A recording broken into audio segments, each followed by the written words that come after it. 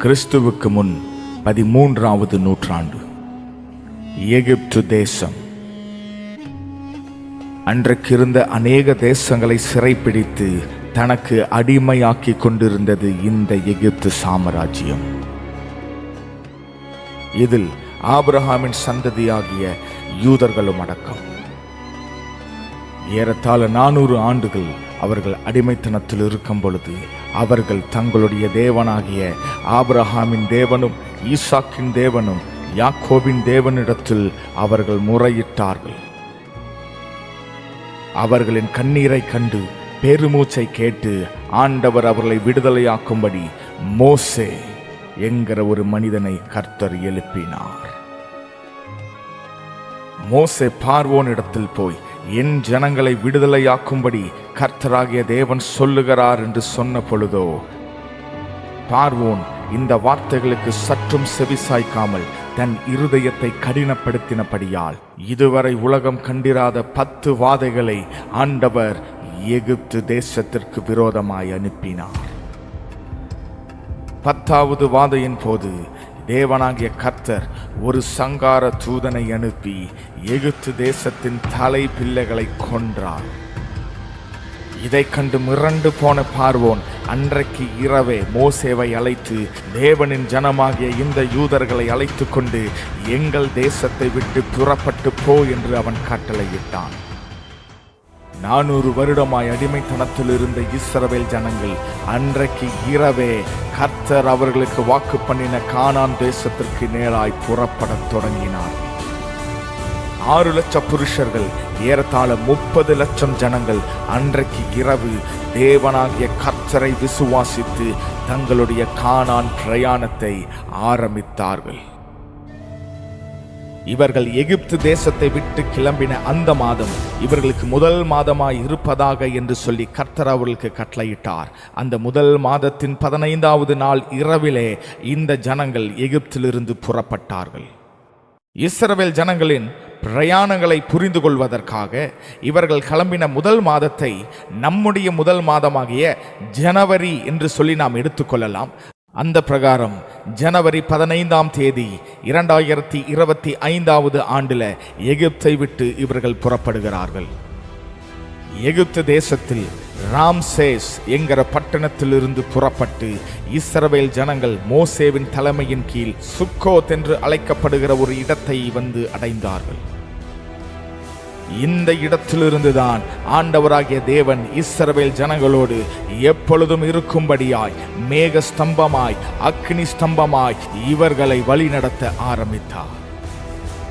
சுக்கோத்திலிருந்து புறப்பட்டு அவர்கள் செங்கடலுக்கு எதிராய் இருக்கிற பாகால் செப்போன் என்கிற இடத்தை வந்து சேர்ந்தடைந்தார்கள். இந்த வரைபடத்தை பார்க்கும் பொழுது பார்வோன் ஏன் இஸ்ரவேல் ஜனங்களை பின்தொடர்ந்து வந்தான் என்று சொல்லி நம்மால் எளிதாய் புரிந்து கொள்ள முடியும். ராம்சேஸிலிருந்து கானானுக்கு போகிற வழி மேலே இருக்கும் பொழுது திசை தெரியாமல் வழி தெரியாமல் இந்த இஸ்ரவேல் ஜனங்கள் அங்கும் இங்கும் வனாந்தரத்தில் அலைகிறார்கள். அது மாத்திரமல்ல, இன்னும் எகிப்து தேசத்தின் எல்லையை அவர்கள் தாண்டவில்லை என்று சொல்லி பார்வோன் கேள்விப்பட்டவுடன் இந்த இஸ்ரவேல் ஜனங்களை அதே வனாந்தரத்தில் என்னுடைய சேனையை கொண்டு போய் அழித்து விடுவேன் என்று அவன் திட்டமிட்டான். முன்பதாய் செங்கடல், பின்பாக பார்வோனின் சேனை. ஆனால் தேவனாகிய கர்த்தர் மோசேவை கொண்டு இதுவரை இந்த உலகத்தில் ஒருவரும் கேட்டிராத, ஒருவரும் கண்டிராத, ஒருவராலும் செய்ய முடியாத ஒரு பயங்கரமான அதிசயத்தை செய்தார்.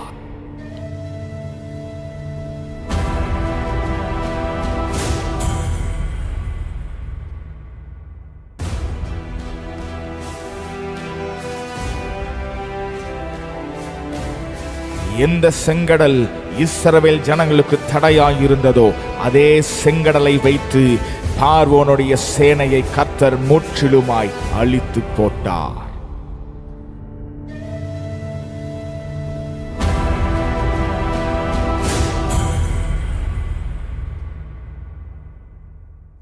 மோசே மீதியான் தேசத்திற்கு ஓடி போகும் பொழுது எகிப்து தேசத்திலிருந்து வெளியே புறப்பட்டு அவன் செங்கடலை கடந்ததாக வேதம் நமக்கு சொல்லவில்லை. எகிப்திலிருந்து மீதியான் தேசத்திற்கு போகிற வழியில் எந்த செங்கடலை கடக்க வேண்டிய அவசியமில்லை என்பதை இந்த வரைபடத்தின் மூலமாய் நாம் அறிந்து கொள்ளலாம். அக்கரையை சேர்ந்த இஸ்ரவேல் ஜனங்கள் மோசேவின் சகோதரியாகிய மிரியாமின் தலைமையின் கீழ் ஆடல் பாடலுடன், கர்த்தாவே, தேவர்களில் உமக்கு ஒப்பானவர் யார் என்று சொல்லி ஆண்டவரை ஆராதித்து துதித்து மகிமைப்படுத்தினார்கள். அங்கே இருந்து 3 நாட்கள் பிரயாணம் பண்ணி மாரா என்கிற ஒரு இடத்தை வந்து சேர்ந்தார்கள். மாராவிலே அவர்களுக்கு தண்ணீர் கிடைத்தது. ஆனால் அந்த தண்ணீரோ கசப்பாய் இருந்தபடியால் இஸ்ரவேல் ஜனங்கள் மோசேவுக்கு விரோதமாய் முறுமுறுத்தார்கள். தேவன் மோசே மூலமாய் ஒரு அற்புதத்தை செய்து கசப்பான மாராவின் தண்ணீரை மதுரமாய் மாற்றி ஜனங்களுக்கு குடிக்க கொடுத்தார். மாராவிலிருந்து புறப்பட்டு ஏலிமுக்கு வந்தார்கள். ஏலிமிலிருந்து புறப்பட்டு இவர்கள் சீன் வனாந்தரத்திற்கு வந்து சேர்ந்தார்கள். இந்த சீன் வனாந்தரத்தில் இஸ்ரவேல் ஜனங்கள் மோசேவுக்கும் ஆரோனுக்கும் விரோதமாய் முறுமுறுத்து, நாங்கள் கர்த்தருடைய கையினால் எகிப்து தேசத்தில் மரித்திருந்தால் நலமாய் இருந்திருக்கும், எங்களை இந்த வனாந்தரத்தில் கொண்டு வந்து பட்டினியாய் வைத்திருக்கிறீர்களே என்று சொல்லி முறுமுறுக்க ஆரம்பித்தார்கள். இதை கேட்ட தேவனாகிய கர்த்தர் வானத்திலிருந்து மன்னாவையும் அவர்களுக்கு இறைச்சியை கொடுக்கும்படி காடைகளையும் அனுப்பினார். சீன் வனாந்தரத்திலிருந்து புறப்பட்டு இஸ்ரவேல் ஜனங்கள் ரெபிதீம் என்கிற ஒரு இடத்தை வந்தடைந்தார்கள். இங்கேயும் இஸ்ரவேல் ஜனங்களுக்கு குடிப்பதற்கு தண்ணீர் இல்லை என்பதினால் இஸ்ரவேல் ஜனங்கள் மோசேவுடன் வாதாடினார்கள். மோசே கர்த்தரை நோக்கி, இவர்கள் என்மேல் கல்லெறிய பார்க்கிறார்களே என்றான். ஆண்டவர் மோசேவை அழைத்து, இந்த கன்மலையை அடி, அப்பொழுது ஜனங்கள் குடிக்கும்படி தண்ணீர் வரும் என்றார். அதே போல மோசே அடித்தவுடன் அவ்வளவு லட்சம் ஜனங்கள் குடிக்கும்படியாக அந்த கன்மலையிலிருந்து தண்ணீர் புறப்பட்டு வந்தது. இந்த ரெபதீம் என்கிற இடத்தில் அமலேக்கியர்கள் இஸ்ரவேலுக்கு விரோதமாய் யுத்தம் செய்யும்படி வந்தார்கள். இந்த ரெபிதீமில் தான் மோசேவின் கரங்களை உயர்த்தும்படி ஆரோனும் ஊரும் மோசேவுக்கு உதவி செய்தார்கள் என்று சொல்லி வசனத்தில் நாம் வாசிக்கிறோம். இஸ்ரவேல் ஜனங்கள் எகிப்தை விட்டு புறப்பட்டு இப்பொழுது 2 மாதங்கள் முடிவடைந்தது. மார்ச் 1, 2025 ஆண்டு இஸ்ரவேல் ஜனங்கள் சீனாய் வனாந்தரத்தில் இருக்கிற சீனாய் மலையை வந்து அடைந்தார்கள். இந்த சீனாய் மலை முழுவதும் தேவனுடைய மகிமையினால் மூடப்பட்டிருந்தது. இந்த சீனாய் மலைக்கு சென்ற இந்த மோசேவுக்கு ஆண்டவர் 10 கட்டளைகளை தன்னுடைய விரலினால் எழுதி கொடுத்தார் என்று சொல்லி நாம் வேதத்தில் வாசிக்கிறோம். இப்ப நம்ம இதுவரைக்கும் பார்த்த இஸ்ரவேல் ஜனங்களின் பிரயாணங்களில் நடந்த ஒவ்வொரு சம்பவங்களும் ஒன்றின் பின் ஒன்றாக நடந்த வரிசையில் கோர்வையாக யாத்ராகமம் 12வது அதிகாரத்திலிருந்து 19வது அதிகாரம் வரைக்கும் தெளிவாய் எழுதப்பட்டிருக்கிறது. இப்ப 19வது அதிகாரத்தில் மலைக்கு மேலே போன மோசே 32வது அதிகாரத்தில் தான் அவர் மீண்டும் கீழே இறங்கி வருகிறார். அப்ப இடைப்பட்ட அதிகாரங்களாகிய 20வது அதிகாரத்திலிருந்து 31வது அதிகாரம் வரைக்கும் வேதத்தில் என்ன எழுதப்பட்டிருக்கிறது என்று சொல்லி நம்ம பார்த்தோம்னா, இஸ்ரவேல் ஜனங்கள் பின்பற்ற வேண்டிய சட்டங்கள், கர்த்தர் அவர்களுக்கு கற்றுத்தந்த ஒரு சில காரியங்கள், ரூல்ஸ் அண்ட் ரெகுலேஷன்ஸ், எல்லா காரியங்களையும் கர்த்தர் மோசேவுடன் பேசினதை மோசே இந்த அதிகாரங்களில் எழுதி வைத்திருக்கிறார். இஸ்ரவேல் ஜனங்கள் பொன்னினால் ஒரு கன்றுக்குட்டியை உருவாக்கி நம்மை இதுவரையும் வழி நடத்தி வந்த தெய்வம் இதுதான் என்று சொல்லி அந்த கன்றுக்குட்டியை வணங்கி கொண்டிருந்தார்கள். இதை கண்ட மோசே அவன் கையில் இருந்த கற்பலகைகளை உடைத்து போட்டான். ஆனால் ஆண்டவர் கிருபையாய் மோசேவை மீண்டும் அழைத்து அவன் உடைத்த கற்பலகைகளுக்கு பதிலாக வேறே கற்பலகைகளில் இந்த 10 கட்டளைகளை மோசேவினிடத்தில் கொடுத்தார். இப்ப யாத்திராகமம் 35வது அதிகாரத்திலிருந்து யாத்திராகமம் முடியும் வரை, அதாவது 40வது அதிகாரம் வரை இந்த இஸ்ரவேல் ஜனங்கள் எல்லாரும் சீனாய் மலைக்கு முன்பாக தான் இருக்கிறார்கள். இப்ப அடுத்த புஸ்தகமாகிய லேவியராகமத்தின் புஸ்தகத்தில் எழுதப்பட்டிருக்கிற எல்லா காரியங்கள், எல்லா சம்பவங்களும் எங்கே நடந்ததென்றால் இந்த சீனாய் மலையில்தான் நடந்தது. என்னாகமும் 10வது அதிகாரம் வரை இஸ்ரவேல் ஜனங்கள் சீனாய் மலையில்தான் இருக்கிறார்கள். 11வது வசனம், 2ஆம் வருஷம் 2ஆம் மாதம் 20ஆம் தேதியில், அதாவது நமக்கு புரியும்படியாய் பிப்ரவரி 20ஆம் தேதி 2026வது ஆண்டு, இஸ்ரவேல் ஜனங்கள் சீனாய் மலையிலிருந்து புறப்பட்டு பாரான் என்கிற ஒரு வனாந்தரத்தை வந்தடைந்தார்கள். இந்த இடத்தில்தான் இஸ்ரவேல் ஜனங்கள் அழுகத் தொடங்கினார்கள். நாங்கள் எகிப்தில் கிரயமில்லாமல் சாப்பிட்ட மச்சங்களையும் வெள்ளரி காய்களையும் கொம்மட்டி காய்களையும் கீரைகளையும் வெங்காயங்களையும் ஏன் வெள்ளை பூண்டுகளையும் நினைக்கிறோம், எங்களுக்கு இறைச்சி கிடைக்காதா என்று சொல்லி அழுக தொடங்கினார்கள். ஆண்டவர் மீண்டுமாய் அவர்களுக்கு காடைகளை அனுப்பினார். ஆனால் அந்த இறைச்சி அவர்கள் வாயில் இருக்கும் பொழுதே கர்த்தர் அவர்களை மகா வாதையினால் வாதித்தார் என்று வசனம் சொல்லுகிறது. பின்பு அங்கே இருந்து காதேஷ் வனாந்தரத்திற்கு இஸ்ரவேல் ஜனங்கள் வந்தார்கள். எகிப்திலிருந்து இந்த காதேஸ் வனாந்தரத்திற்கு நேர் வழியாய் ஆண்டவர் இவர்களை அழைத்து வரவில்லை. மாறாக அவர்களை செங்கடலை கடக்க செய்து அநேக வனாந்தர பாதையில் நடத்தி கொண்டு கடைசியாக காதேஷ் வனாந்தரத்திற்கு கொண்டு வந்தார். இந்த காதேஸ் வனாந்தரத்தில் இருக்கும் பொழுதுதான் மோசே 12 பேரை தெரிந்து கொண்டு கானான் தேசத்தை வேவு பார்க்கும்படி அனுப்புகிறான். இந்த வரைபடத்தை பார்த்தால் நாம் புரிந்து கொள்ளலாம். 12 பேரும் காதேஸ் வனாந்தரத்திலிருந்து புறப்பட்டு கானானுக்கு சென்று அங்கே வேவு பார்த்ததற்கு பிறகு மீண்டும் அதே வழியாக காதேஸ் வனாந்தரத்திற்கு திரும்பினார்கள். திரும்பின 12 நபர்களில் 10 பேர் அங்கே இருக்கிறவர்கள் பலவான்கள், அங்கே இருக்கிறவர்கள் ராட்சதர்கள், பட்டணங்கள் எல்லாம் அரணிப்பான பட்டணங்களாய் இருக்கிறது, நம்மால் அவர்களை மேற்கொள்ள முடியாது, எங்களுடைய கண்களில் நாங்கள் அவர்களுக்கு முன்பதாக வெட்டுக்கிளிகளைப் போல் இருந்தோம் என்றார்கள். இதை கேட்ட இஸ்ரவேல் ஜனங்கள் எல்லாரும் முழுவதும் புலம்பினார்கள், அழுது கொண்டிருந்தார்கள். நாங்கள் எகிப்து தேசத்தில் செத்து போயிருந்தால் அது எங்களுக்கு நலமாயிருந்திருக்கும். இந்த வனாந்தரத்திலே நாங்கள் செத்தாலும் நலம், எங்கள் மனைவிகளையும் எங்கள் பிள்ளைகளையும் மீண்டும் சிறைபிடித்து போய்விடுவார்களே, எகிப்துக்கு திரும்பி போறதே எங்களுக்கு உத்தமம் என்று சொல்லி புலம்பினார்கள். மோசேவையும் ஆரோனையும் கல்லெறிந்து கொல்லும்படி அவர்கள் கரங்களில் கற்களை எடுத்துக்கொண்டார்கள். ஆண்டவர் இதை கண்டு மிகுந்த கோபமடைந்து இஸ்ரவேல் ஜனங்களை பார்த்து சொன்ன வார்த்தைகள், அவர்கள் பிதாக்களுக்கு நான் ஆணையிட்டு கொடுத்த தேசத்தை காண மாட்டார்கள், எனக்கு கோபம் உண்டாக்கினவர்களில் ஒருவரும் அதை காண மாட்டார்கள், உங்கள் பிரேதங்களோ இந்த வனாந்தரத்திலே விழும் என்று கர்த்தர் சொன்னார். இந்த வனாந்தரத்திலே 40 ஆண்டு காலமாய் நீங்கள் அலைந்து திரிந்து உங்கள் பிரேதங்கள் இந்த வனாந்தரத்திலே விழும். ஆனால் காலேபும் யோசுவாவும் நான் அவர்களுக்கு வாக்கு பண்ணின கானான் தேசத்திற்குள் பிரவேசிப்பார்கள் என்று கர்த்தர் சொன்னார். எகிப்து தேசத்திலிருந்து கிளம்பின நீங்கள் அல்ல, இந்த வனாந்தரத்தில் பிறக்க போகிற உங்கள் பிள்ளைகள் தான் நான் வாக்கு பண்ணின கானான் தேசத்திற்குள் பிரவேசிப்பார்கள் என்று கர்த்தர் சொன்னார். ஜனங்கள் புறப்பட்டு சீன் வனாந்தரத்திற்கு வந்தார்கள். இங்கே அவர்களுக்கு குடிக்க தண்ணீர் இல்லாதபடியால் இந்த கெட்ட இடத்தில் எங்களை ஏன் கொண்டு வந்தீர்கள் என்று முறுமுறுத்தார்கள். அப்பொழுது ஆண்டவர் அந்த கன்மலையின் இடத்தில் போய் பேசு, அது தண்ணீரை தரும் என்று சொன்ன உடனே மோசே அந்த கன்மலையின் இடத்தில் போய் பேசுவதற்கு பதிலாக தன் கையில் இருந்த கோலை எடுத்து 2 விசை அதை அடித்தான். தண்ணீர் வந்தது.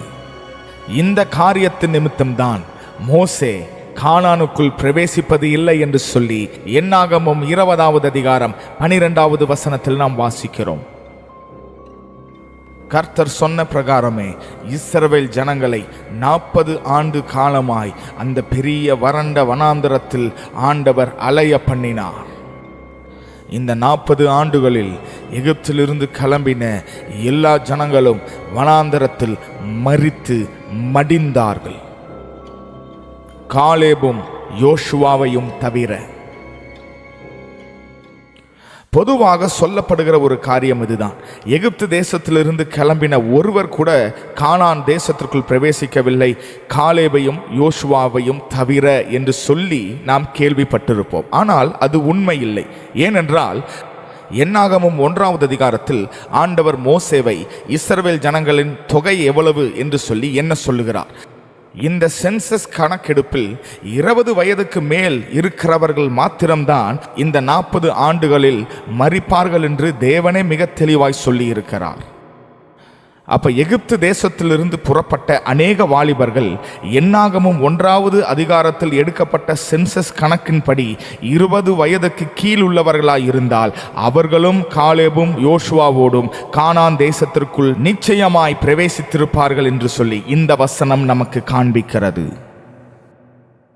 இப்பொழுது வசனத்தை கொண்டே நாம் அறிந்திருக்கிற காரியங்களை வைத்து இந்த 40 ஆண்டு வனாந்தர பிரயாணத்தில் எவ்வளவு ஜனங்கள் மரித்திருப்பார்கள் என்று நாம் தோராயமாக ஒரு கணக்கை நாம் போட போகிறோம்.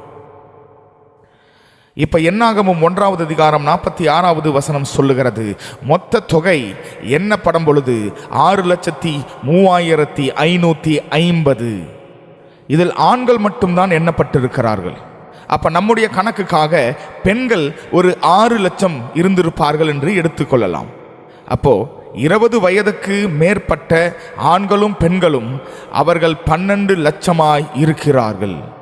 ஆனால் இந்த 12 லட்சத்தில் தேவன் லேவி கோத்திரத்தை எண்ணக்கூடாது என்று சொல்லி மோசேவுக்கு சொல்லி இருந்தார். ஆகையால் லேவி கோத்திரத்தின் 20 வயதிற்கு மேற்பட்ட ஆண்கள் பெண்களுக்காக 1 லட்சத்தை நாம் சேர்த்தி கொள்ளலாம்.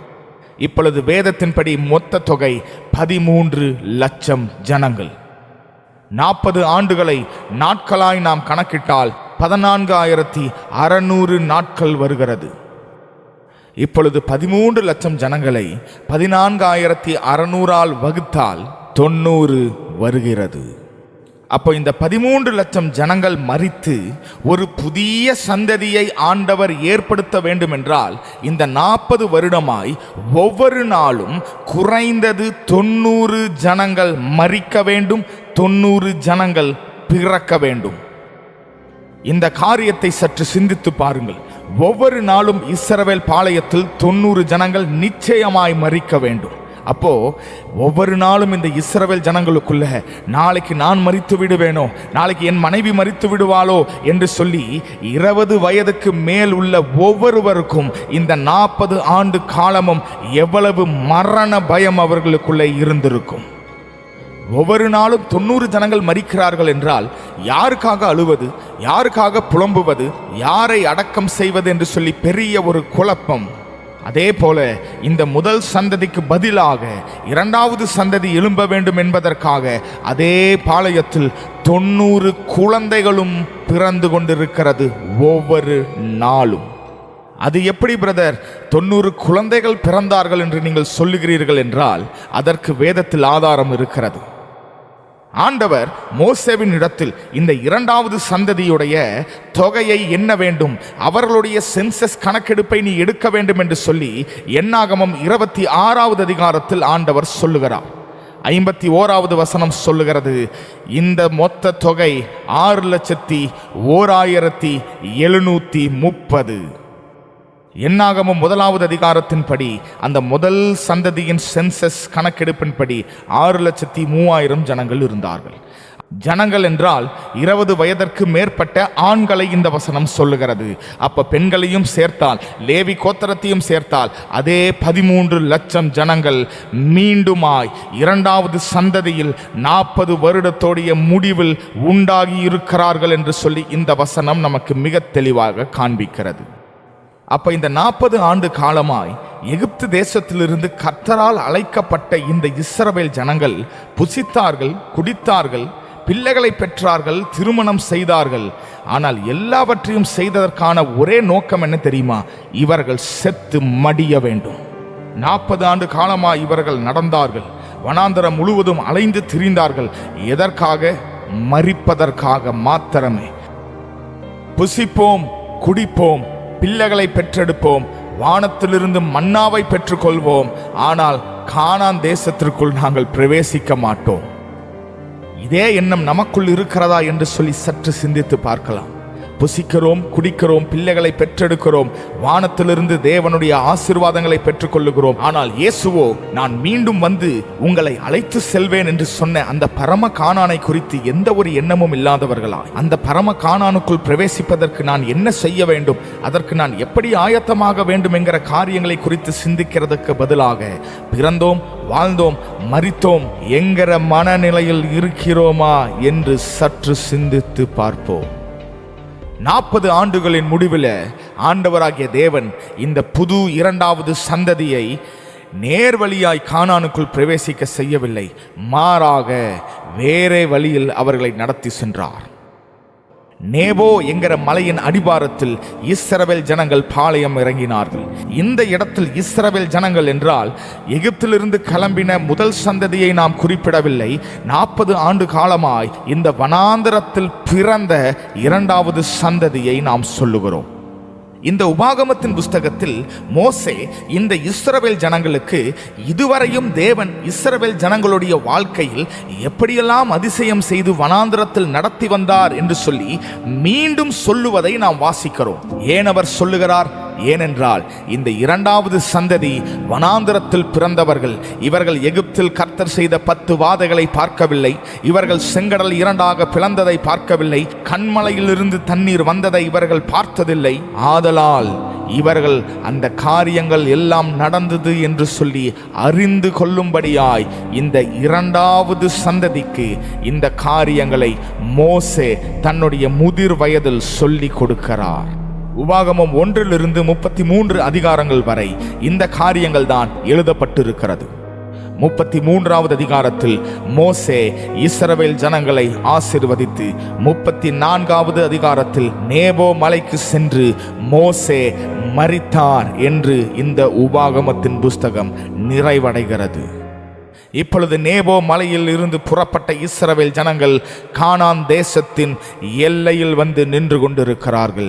அவர்களை வழிநடத்துகிற அவர்களுடைய புது தலைவன் யோசுவா. ஆனால் கானானுக்குள் பிரவேசிப்பதற்கு முன்பதாக இந்த வரைபடத்தில் இந்த ப்ளூ கலர் லைனை நீங்க பார்க்க முடியும். அதுதான் யோர்தான் நதி. இப்பொழுது கானான் தேசத்தை வேவு பார்க்கும்படி மோசே அனுப்பின அந்த 12 நபர்கள் ஏன் யோர்தான் நதியை கடக்க வேண்டிய அவசியம் இல்லை என்பதை உங்களுக்கு புரிந்திருக்கும் என்று சொல்லி நான் விசுவாசிக்கிறேன். ஆனால் முதல் சந்ததிக்கு எப்படி அந்த செங்கடல் இரண்டாக பிளந்ததோ அதே போல இந்த இரண்டாவது சந்ததியும் தேவனுடைய மகிமையை காணும்படியாய் இந்த யோர்தான் நதியை ஆண்டவர் ஒரு குவியலாக நிற்க செய்து அவர்களை கடக்க பண்ணினார். இப்பொழுது இந்த இஸ்ரவேல் ஜனங்கள் தேவன் அவர்களுக்கு வாக்கு பண்ணின பிரகாரமே கானான் தேசத்திற்குள் முதல் முறையாக இவர்கள் கால் பதித்தார்கள். இவர்கள் சந்தித்த முதல் பட்டணம் எரிகோ, ஆயி பட்டணங்கள் ஆகியவைகள்.